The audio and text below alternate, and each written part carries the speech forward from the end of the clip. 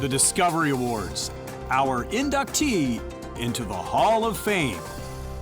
Dr. David Jamieson was a distinguished analytical chemist who had a long, successful, and influential career at the National Research Council. Raised in Halifax, Dr. Jamieson graduated from Dalhousie in 1951 and received a scholarship to pursue research at Cambridge University, where he obtained his PhD. Returning to Halifax with his young family, Dr. Jamieson joined the National Research Council. At the Atlantic Research Lab, he led the foundation of a first-class analytical chemistry effort with state-of-the-art instrumentation and skilled personnel. It was a fairly small lab when he joined, and so he had a chance to help develop things. One of his early acquisitions was the Finnegan mass spectrometer, and I understand from one of his colleagues that the Finnegan engineers actually gave him the source code, part of their system, so he could work on it and improve it. Dr. Jamieson was drawn into analytical chemistry when he had the opportunity to analyze lunar specimens obtained by Apollo 11. I remember going into the lab to look through the microscope at these moon rocks, but what he was doing was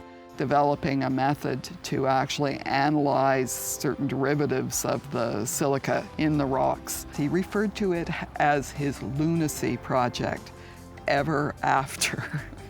In February 1970, the MV Arrow ran aground in Chedabucto Bay, spilling over 2 million gallons of Bunker C into a pristine marine environment.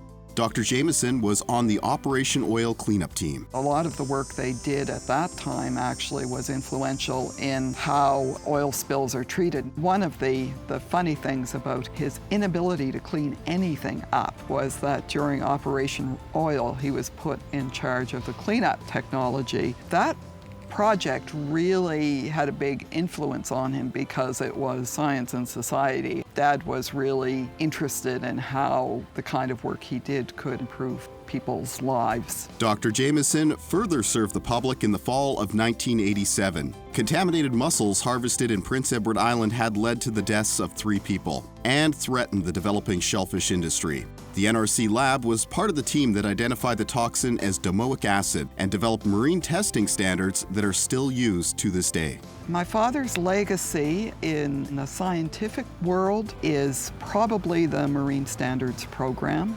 If I had to think about a few words that would describe my father, I would say, first of all, very smart, very engaged. When he took a step, he plunged right in. He really wanted to understand how things work, and that applied to all sorts of different parts of his life.